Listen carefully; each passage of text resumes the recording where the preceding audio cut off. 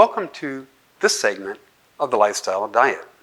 I'm Dr. James Krider, and today we're going to be exploring a very interesting subject which started everything, called the blue zones. I'd like to take just a minute to refresh you on what the lifestyle diet is. First, the word diet comes from a Greek word meaning a way of life. And that's what this is. It's a lifestyle. We're going to change your attitude. We're going to change your purpose in life. We're going to increase your exercise. We want to make your social life more enjoyable. All these are factors that play into living a healthy, long, meaningful life.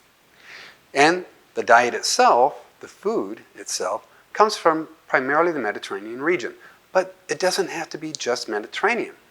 It's plant-based, it's vegetable-based, it's whole grains. It's a way of life, a healthy way of life that nourishes the body with all the nutrients that it needs to live to be 100 in a healthy way. I've also modified it with several research articles. We've done a lot.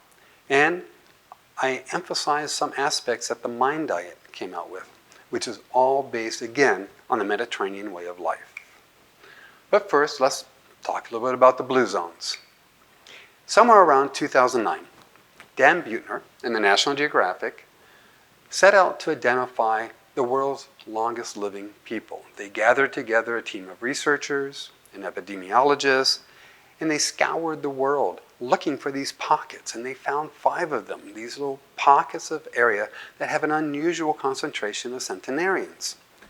These people not only were old, but they were healthy, they were active, they were chopping wood at 100 years of age.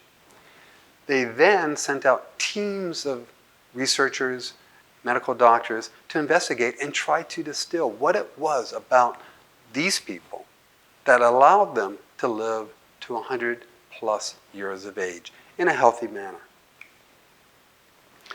The first region that we found is Icaria, Greece. As we joined her in her kitchen, Thea's aunt whipped up some bean soup with carrots, onions, celery, a healthy dose of olive oil, and of course, lots of beans. The soup, along with a fresh loaf of bread, was a wonderful quick meal that included the main components of a Mediterranean diet: grains, beans, vegetables, and olive oil. Studies show that people who adhere to the Mediterranean diet have a lower risk of heart disease and can potentially increase their life expectancy by 6 years. We joined food expert and author Diane Cohilas at her house to understand how the Icarian lifestyle further enhances the Mediterranean diet. People need to remember that when you eat seasonally, it's definitely better for you. If your diet is mainly plant-based, it's much healthier, keeping the vegetables at the center of the plate and everything else sort of in smaller portions around it. Don't be afraid to use copious amounts of olive oil. Food is, I think, the core around which people socialize. And that's always been the case in Greece. It's been the case in Greece since antiquity, since the symposia. I mean, it's always been part of our culture. Food is also something, especially here in Icaria, that you always share. We finish everything with olive oil because A, it's extremely healthy, and it's also extremely flavorful. Greeks, most of the olive oil we produce here is extra virgin. And by serving it raw, you maintain not only its flavor and the intensity of its flavor, but all its nutrients. So, what do the Icarians eat? Well, fish, of course. 6-8 times a month, a couple times a week. Mainly small and mid-sized fish, anchovies, sardines. Olive oil. Olive oil is predominant throughout the Mediterranean region. We already know that. A Spanish study showed that 4 tablespoons of olive oil a day can reduce the risk of heart disease by 30%. Wild greens. I'm a big proponent of greens. Part of the modifications, I mentioned that the Mediterranean diet modified by the Mind Diet with some research articles. Well, with the Mind Diet, they were focused on how to prevent Alzheimer's disease. And in that process, they identified greens as being one of the important factors. I have 2 cups a day, usually a cup of kale and a cup of spinach, together with some blueberries, put into a blender, made into a smoothie, add some walnuts, pecans, delicious. And it gets the greens in, I'm done for the day. Gets the berries in, I'm done for the day, and usually my nuts and seeds. Their greens, though, are coming from the fields around them. They're not growing them, it's growing wild. And they go out and they pick them, and that's what they're eating. They're making salads every day with wild greens. Feta cheese and potatoes. Well, feta cheese, better than cow's cheese. And they're not eating cheese on a regular basis like many of us Americans are doing, where we will sit down to a meal of cheese and crackers and spreads. They're using feta cheese primarily to enhance the flavors of the food that they eat. Black-eyed peas. This is one of the dominant themes of all the Mediterranean region and all the blue zones, is a high concentration of beans. So you're usually having at least half a cup to a cup per day of beans. Well, they eat mainly black-eyed peas, which have anti-cancer, anti-diabetic, and heart protective properties. Chickpeas, very high in unsaturated fats. Lemons, they're putting lemon juice on pretty much everything that they eat. And Mediterranean herbs, herbal tea, rosemary, marjoram, sage, mint. They're making their tea with these wild herbs that they just pick from the fields. Coffee. They make a very strong type of coffee, one that we don't get here, but it doesn't make any difference. Coffee beans have a lot of antioxidants in them, and it's one of the beverages that I do recommend having on a regular daily basis. And they have 3 good, strong cups of coffee every day. Honey. Again, I'm not a huge proponent of sweets. You already know that. But they use honey to sweeten up their coffee, maybe a little foods here and there, but they're not adding sugar to their foods. They're not doing a lot of processed and refined foods that are high in added sugar. This is about it, a little bit of honey. Napping. It's interesting. Napping will reduce your stress levels, which is important if you want to live long and healthy. And a 2008 paper at the Athens Medical School showed that regular napping will decrease the risk of heart disease by 37%. I think I'm going to go take a nap. I'll do that right after. And the best part, 80% of Icarian males between the age of 65 and 85 are still having sex on a regular basis. Obviously, that's a great stress relief. Sardinia, Italy, our next stop. The Melis minestrone. This is the meal that the longest lived family in history ate almost every single day of their life. Look at his hands. They're in good shape for a 91-year-old. You're seeing 500 years of wisdom concentrated into one bowl right here. Oh, does it smell good? The beauty of this recipe is its simplicity. This will cost less than $1 per serving. Just about anybody in America could enjoy something like this. Cipolle. Onion, of course. And how many zucchini? 2 zucchine. 2 zucchini. No exotic spices. This is all from here. Celery. These are the greens. They're sort of like beet greens. Tomatoes, potatoes. Salty cheese is just a condiment. In the winter, they'll put a little bit of pig skin. You're looking at pig skin. But it's a tiny amount and not like bacon or a big chunk of sauce. And what about butter? Is there butter No in there? butter in there. No butter. No butter, no. And then, of course, the beans, which I think this is the secret of longevity right here, these little beans. If you're eating a cup of beans a day, it's probably adding about 2 years to your life expectancy. A cup of beans a day will add 2 years to your life expectancy? It's based on one study that was done in the Mediterranean. They find that people who are eating about a cup of beans today are also living about 2 extra years. And we don't know if that's because there's something special in beans, the high fiber, or if because you're eating beans, you're therefore not eating pork chop. But whatever it is, it seems like a pretty good way to go. Eating beans is a really good bet for Americans. One of the big secrets Blue Zones teach us is how to make beans taste good, and we learned that with the minestrone. Instead of cheers, they say 100 years and more. Well, no surprise, they're not having cow's milk. It's more goats, sheep milk. Flatbread, which is a dominant type of bread in the Mediterranean region. Barley, a grain that's making a resurgence. It used to be a forgotten grain, but now in Western areas, we're learning about barley again, and it's becoming much more prominent. We're having a lot more barley. This is what they predominantly eat. Sourdough bread. They're not having necessarily whole wheat bread, they're having sourdough bread, and that's okay. The lactobacillus, instead of yeast, actually processes and eats and digests a lot of the harmful parts of white bread, lowering the glycemic index. And by the way, glycemic index will be the subject of a future talk for us. Fennel, fava beans, chickpeas, tomatoes, almonds, milk thistle as tea. Again, all these regions drink a lot of tea. And, of course, wine. The fruits that they have are primarily pears and cherries. They don't have a lot of other fruits. We're lucky in that we can have access to lots of berries, which are, from the MIND diet, shown to be very brain protective. Reduces the risk of Alzheimer's. The meat that they have, when they do have red meat, is sheep or the occasional pig and chicken. Something interesting. These are the diets that they ate going back in the 30s and 40s, because we're looking at people that are living to be 100. So obviously the diet's going back many years. But in the 60s, we introduced pasta and sweets into their diet. Frozen vegetables, noodles, meat, refined and processed foods. And guess what? Obesity, diabetes, and heart disease soared. Another, not unique, but another characteristic of the Sardinians is the fact that a lot of them are shepherds. And they're walking constantly up and down hills. This physical activity, which is what we want lots of physical activity every single day, but this physical activity has shown to be 10 times, the shepherds are 10 times more likely to live to be 100. I talked about back in the 30s and 40s, their diet was different. So in 1938, there was actually a dietary survey of the people there in Sardinia.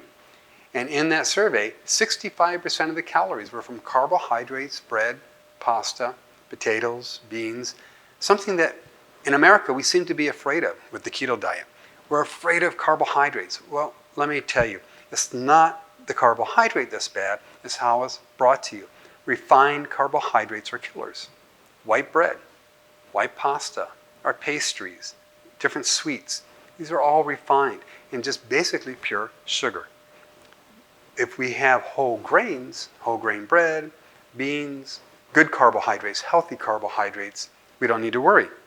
20% of their calories came from fat, but it's goat's milk, sheep's milk, cheese, olive oil. It wasn't cow cheese. It wasn't McDonald's hamburgers. It wasn't lard. It was healthy fats. And 15% came from protein. But of that 15%, 2/3 of the protein were plant-based. Only 5% of the protein came from animal products. A UC Davis study, my alma mater, where I went to school, showed that a low-protein diet is associated with lower rates of diabetes, cancer, and death for people under the age of 65. And I'm going to tell you why that's important. In the group under age 65, the highest protein group had a 73-fold increase in diabetes. They are 4 times more likely to die from cancer. But over age 65, it's the other way around. The highest protein group had a 28% reduction in mortality. Why is this? Well, we don't know exactly, but we do know that as we get older, growth hormone lowers in our body. And with lower growth hormone, lower testosterone levels, we tend to lose muscle mass. So, as seniors, we need a little bit more muscle. We need a little bit more protein to build up our muscles and maintain it. Whereas the younger group, too much protein, because they have higher levels of testosterone and growth hormone, causes damage. So, older people, we need more protein. Younger people, we're avoiding protein. So let's leave the Mediterranean region and let's travel around the world. Our next stop, let's take a look at Nicoya, Costa Rica. But it turns out the real reason behind Jose's incredible staying power may not be so sexy. In America, this would be viewed as a rather unhealthy breakfast. Rice, beans, tortillas. It's way better for you than you think. This is the whole corn that's been ground up. The average American could eat a cup of beans a day. It would add 4 years to their life expectancy. They do it every day for an entire life. A morning ritual that's washed down with a cup of black coffee. Younger women won't know these recipes. If you notice, the people we interacted with are all 60, 70 years old. As you saw this morning, we drove by fast food restaurants, burgers and fries and sodas. The diet that got people to live to 100 is being completely overtaken by the standard American diet, like a tsunami washing away, and I want to capture it before it's gone. Again, very similar to what we've been seeing already. These are people that are physically active, they're moving, they're walking, they're preparing their own foods, they have a limited choice of foods, but they put it together in a very tasty and delicious way. Corn is obviously one of their main ingredients in South America, but they process it different. They do what's called nixtamalization, and in this process is soaked in a lime that removes toxins from the outside, but it also makes the nutrients within more readily available. Labor intensive? We don't see that anywhere else. Squash, papayas as a fruit. They also have peach palms, a small orange fruit. Yams, black beans, again, bananas. Now, we're going to move from South America to Asia, Okinawa. In America, we're taught that prosperity is a blessing, but here in Okinawa, it's not so clear. At the beginning of the century, things were tough. People survived mostly off of sweet potatoes and fish. World War II changed all that. After years of difficulty, American troops came in and treated Okinawans to rations. Canned meat was introduced into the diet here. They seized this with great exuberance. Now, fast food pervades the culture here.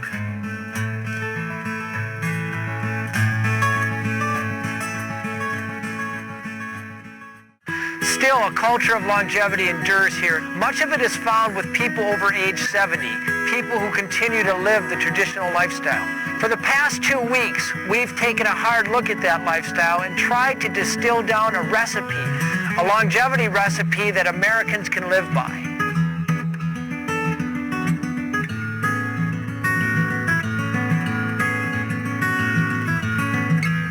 With the help of the online audience, we've ranked the top 7 secrets of the Okinawan longevity formula. They include surrounding yourself with family and friends, living with your parents and grandparents, exploring your faith and spirituality, getting daily exercise, eating a rainbow of colors. I love Okinawa. Such an interesting area, mainly because of the diet that they had going back in the early days. 60% of their calories came from a sweet potato.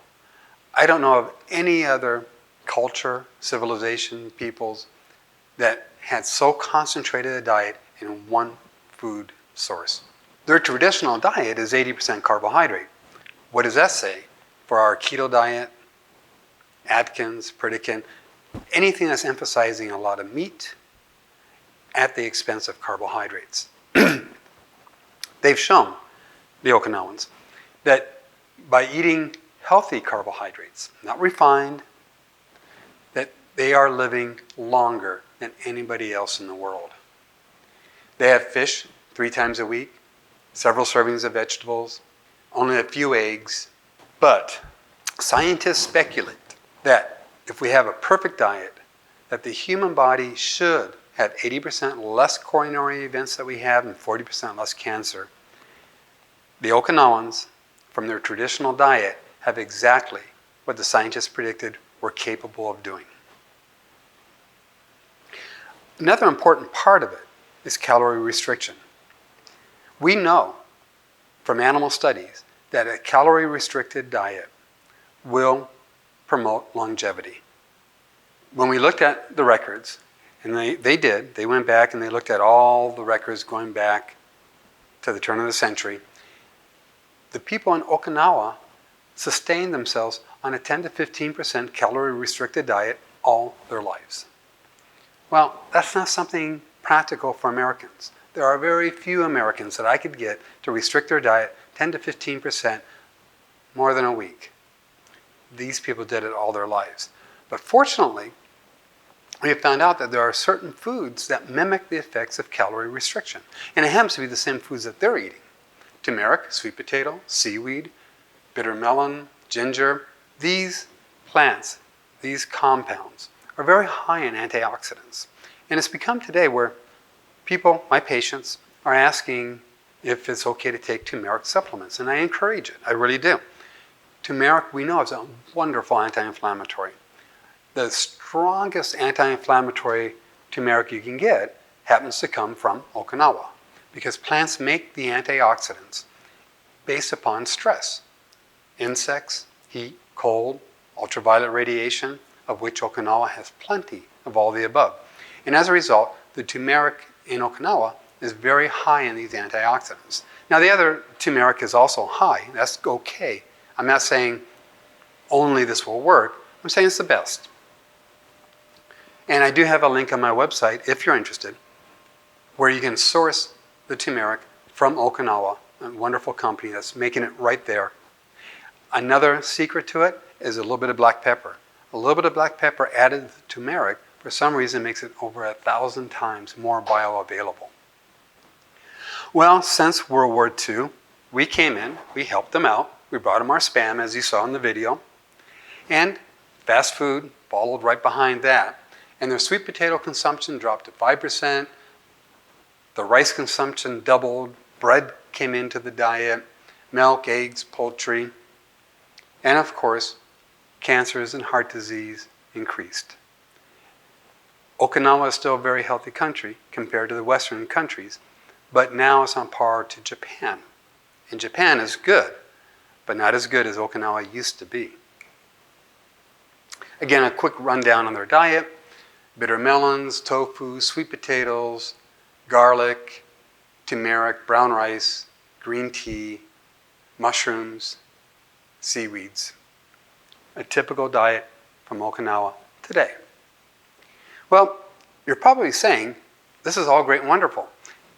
Show me these countries way out of our range, and there's no way we can do it here in America. Well, guess what? There is. One of the blue zones happens to be right here in California at Loma Linda, and it's because Loma Linda is one of the highest densities of Seventh-day Adventists. Truly a biblical diet. Fruits, nuts, grains, vegetables. Loma Linda is typical of all the other regions that we found, all the other blue zones. They're primarily vegetarian, with only small amounts of dairy and fish. They don't smoke, they're maintaining an ideal body weight, and they eat a handful of nuts per day, along with plenty of exercise. The key thing, these are Americans living with us around the same fast food restaurants, the same grocery stores, they breathe the same air, they have the same jobs, yet they're living a decade longer than the rest of us. They're eating in a time-based fasting window. 18 hours fasting, 6 hours eating. And because it takes 4 to 5 hours for food to digest, in a 6-hour eating window, you get 2 meals. 2 meals is all we need. In those 2 meals, they're having avocados, salmon, nuts, beans, water, oatmeal, whole wheat bread, soy milk. Same thing, essentially, as the other blue zones. They looked at 96,000 Seventh-day Adventists throughout the world, not just Loma Linda. I think there's around 5,000 Seventh-day Adventists in Loma Linda. And they divide them up into a couple categories. The vegans, the ovo-lacto vegetarians, the pesco-vegetarians, and the non-vegetarians. The meat eaters were 20 pounds heavier, no surprise, and they died sooner. The pescatarians, plant-based diet with 1 serving of fish, lived the longest. Let's put that into numbers. The average American, our death rate is 8.68 per 1,000. Loma Linda, overall, all of them, 6.05. Definitely a much better odds ratio. The semi-vegetarian, meaning that they had some meat, some other things, but predominantly vegetarian. Their death rate was 6.16. The lacto-ovo vegetarian did a little better, 5.61 per thousand. The pure vegetarian, 5.4 per thousand. Whereas the pescatarian, 5.33. Adding the fish to the vegetables gave us the longest longevity. And the non-vegetarians, still Loma Linda, they still exercised, they didn't smoke, they did everything else, but they weren't vegetarian, 6.61. A lot better than 8.68. Is there something unique about the blue zones? Is there a reason geographically or genetically why these people live to be so old and live so long and forget to die? Well, there's an experiment. It was done in North Karelia, Finland. In 1972, it was recognized that North Karelia had the dubious honor of having the highest mortality rate in the world from coronary artery disease. The Ministry of Health decided at that time to send down a young doctor, a Dr. Pushka, to see what he could do. Now, Dr. Pushka wasn't chosen because he was the brightest. He was chosen because he was young. This was going to be a multi-decade experiment, a lot of work. He was aware of the 7-country study that was done by Ansel Keys, and Ansel Keys had found that the more north you go from the Mediterranean region, the higher coronary artery disease was, and the greater incidence of chronic disease. So Pushka put out the hypothesis that if you reduce cholesterol, reduce blood pressure, and lower the smoking rate, that he might make an effect on coronary artery disease in this area. When he got there, the dairy industry was very dominant. Now, this was a region with all these retired veterans from World War II, and the land that they occupied really wasn't good for much of anything except for cattle raising. And it was great for cattle raising. It had some of the richest milk, the creamiest butter anywhere in the land. And they loved it. They would put butter on their bread. The bread was laced with butter. They had fattening sausage, local sausage factories, and being World War II veterans, most of them smoked. Over 50% of the men there smoked. So he came in and he made some changes. First, he went to the dairy industry and spoke to them. They did not like the idea of changing, and they fought back. They did a lot of advertising.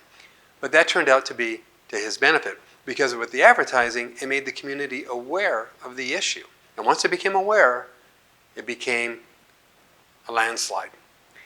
The regional sausage company, which had fought and resisted, agreed to start making gradual changes. They were afraid of losing business. Don't blame them. So they took that pork fat and they gradually replaced it with mushrooms, which had a nice consistency to it and a good texture. They also gradually reduced the salt. And as they did this, nobody even noticed. It still tasted great. He went to local communities, churches. He spoke wherever he could, try and get people to stop smoking, to exercise more, be more active. Well, these changes actually made a difference. Dairy consumption dropped to less than 10%, and less than 5% of the people use butter. They use oil instead. In fact, this is the area where canola oil was developed. He gradually replaced the pork fat with the mushrooms. Salt intake dropped 20%. The fruit issue was a little bit different. Turns out there was wild berries that grew in the region. However, it was only in the summertime. So they would harvest these berries, freeze them, and then distribute them throughout the year. So this way there was a fruit source throughout the year. Vegetable intake increased by 300%. And the smoke-free policies that he helped initiate through the local community, dropped smoking to 16% from over 50%. Well, did this make a difference? It did. Turns out that cholesterol dropped 20%. Heart disease dropped by an amazing 84%. Lung cancer went down 20%, and all other cancer deaths dropped by 10%. From 1970 to 2011, 84% drop. The rest of Finland also adopted similar policies, and their disease, heart disease, cancer, also dropped down 82%. We see that there's natural blue zones, and Finland was able to adopt these methods and create a blue zone of their own. In fact, their whole country became a blue zone. Now, the next question is, can we do the same thing in America? Well, Dan Buettner did just that. He put together his people, they sat down, they searched the country, looking for an area that would be appropriate, one that needed some changes, and also an area where the local government and the people were willing to make changes. He found that in Albert Lea, Minnesota. He went in there, again, just like Pushka did, he went to the local governments. They made legislative changes. They changed smoking rates. He got them to widen sidewalks, make it easier for people to walk. He slowed down the traffic in the middle of town so that people would be out and spending more time in the local businesses. He made walking school buses where the children, instead of riding a school bus, they would walk, surrounded by parents and teachers, of course. He made the local foods different. He got the restaurants to change some of their menu items. He got the supermarkets to change so that instead of just unhealthy food at the checkout, you would have some healthy items to grab on impulse. He made it so that instead of the outside of the supermarket being surrounded with the healthy food and the inside where you go to directly being unhealthy, he reversed it. Through this, he made several changes, and the people didn't even know they were being manipulated. They became healthy without knowing it. They went from creamy soups to minestrone without even knowing why they did it. The result? $7.5 million in healthcare savings and 2.9 years added to the lifespan. He repeated it in the beach cities. You would think in the beach cities, well, they're healthier, they're more active, they're not as overweight. How much improvement can they get? He did. He had a 50% drop in childhood obesity, a 15% drop in adult obesity, and a 17% drop in smoking. He repeated it again in Fort Worth, Texas, and again in Spencer, Iowa. Wherever he went, he was able to make these changes. On a community level, he made it so that the changes were so subtle, so insidious, nobody really knew that they were changing. They just did. To date, he's in 11 different states, 42 communities, and has 1,600 organizations participating, working with him. 165,000 people have pledged to make the difference. 2.25 million lives have been impacted with these changes without even knowing they're changing for the better. Well, he sifted it down to 9 main ingredients. 1, downshift. Reverse the disease by finding something that releases stress within you. It could be the nap. It could be yoga.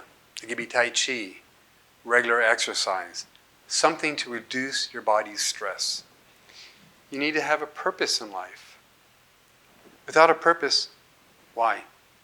And the purpose can be anything. Taking care of a grandchild, going for a new job, maybe something in your church. It doesn't make any difference. You need some type of purpose.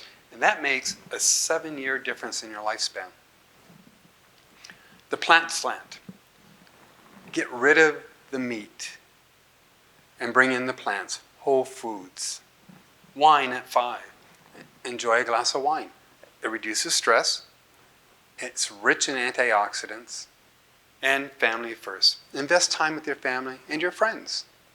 Don't be so on the go, so busy, so active that you don't have time to be with the ones that love you and that you love.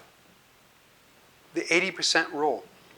What this means is that instead of eating until your gut is busting, I mean, how do we judge a good restaurant? How do you judge a good restaurant? You walk in, you go to the nice buffet, you eat until you're stuffed, and you swear that was the best food you ever had because they got to roll you out in a wheelbarrow. You're looking at quantity, not quality. So with the 80% rule, you eat until you're not hungry. Not till you're full, until you're not hungry. That's about 80%. As soon as you're not hungry, quit eating. You don't need to eat anymore. You're done. When you get hungry, you can eat again.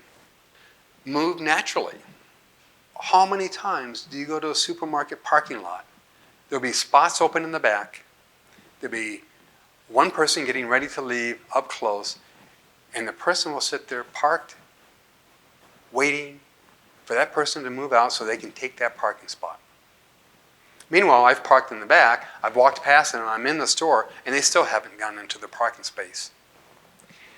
How about going upstairs? You go to a building. It's one flight up that you have to go. You're on the second floor. Why take the elevator? That flight of stairs is good for you. The right tribe. This is one of the hardest. The right tribe. What that means is that you want to be with people like you. In fact, we always are. If you smoke, your friends smoke. If you're overweight, your friends are probably overweight. You need to make this change. Get your friends to change with you. If they're not willing to change with you, it's time to find a new tribe. And finally, belong. You want to belong to something. You could belong to the village. You could belong to your church.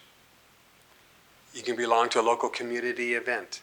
But you want to belong to something which goes along with purpose. Finally, we have the 4 always and the 4 to avoid. Remember, the main diet, the healthiest diet, is the Mediterranean diet. This is nothing different. This is still using the concepts of the Mediterranean diet. I call this the lifestyle diet. It's still using the main principles of the Mediterranean diet. And that's what we have here. 100% whole grains. Nuts, a handful daily. Beans, a cup of beans every day. Fruit and vegetables, 5 to 10 servings combined of the fruit and vegetables. And what to avoid? Sugar-sweetened beverages, salty snacks, we want to lower our salt, packaged sweets, and processed meats. So the blue zone food, it's how food fits into your life, where food is grown, and how and when it is prepared. We can make your own home into a blue zone. While Dan and Pushka set about to change communities, I'm trying to change individuals. I would like to see you make your home into a blue zone area, or Mediterranean area, or lifestyle area, life, whatever you want to call it. It's all the same thing. Make food and dining sacred. Breakfast like a king. Cook at home. Stop eating when you're 80% full. Occasional fasting. Eat with friends and family. And celebrate food. I want to re-emphasize a couple things. One is a breakfast like a king. We talk about in fasting having that 18-6 window or 16-8 window. You eat for 8 hours, don't eat for 16, or eat for 6 and don't eat for 18. This is important. The body has a circadian rhythm to it, and it knows when it should be eating and when it should not be eating. And we should be eating when it's daylight out. That's when our body is the most efficient. And it takes about 4 to 6 hours for food to be totally digested and brought into the body. So you have a 6-hour window, you're going to eat. You are only going to eat 2 meals in that time. You don't have time for 3 meals, 2 snacks, whatever else. So your first meal early in the day should be the major one, 50% of your calories at least. And if you're eating 2 meals, your second one could be 50%. But if you're having 3 meals, let's say you're doing an 8-hour eating window, then you could do 50%, 25, and 25. As far as regular fasting, if you wanted to incorporate that once a month, every couple months, that would also be helpful to the body because you shut it down. You lower your oxidative state. You give insulin a chance to rework itself. Instead of being resistant, it becomes sensitive again. What type of foods do we want for longevity? I think by now you're getting the hint. Plant, not animal. We don't want meat, maybe once a week, possibly twice. Pasture-range meat, not caged. We want to get rid of our dairy as much as possible, diminish it. The occasional egg, if you're going to have any. Bye-bye sugar. And pass the processed. You do want fish daily, you want beans daily, you want nuts, 100% whole wheat bread, coffee, tea, wine, water. Coffee is antioxidant in the morning. Sip on tea throughout the day, again, rich in antioxidants, green tea, not black tea. Wine, rich in antioxidants, help relieve stress at the end of the day. Water, to keep your body hydrated. Well, that's our talk. This was the Blue Zones. I hope you enjoyed it. I hope you get something out of it. And I look forward to seeing you in our future videos. My name, Dr. James Krider. When all of this is over with the COVID, which we're in the middle of right now as I present this, I hope that I can get back to seminars and I meet you at one of the seminars and we can shake hands and say hello. Thank you. Be healthy.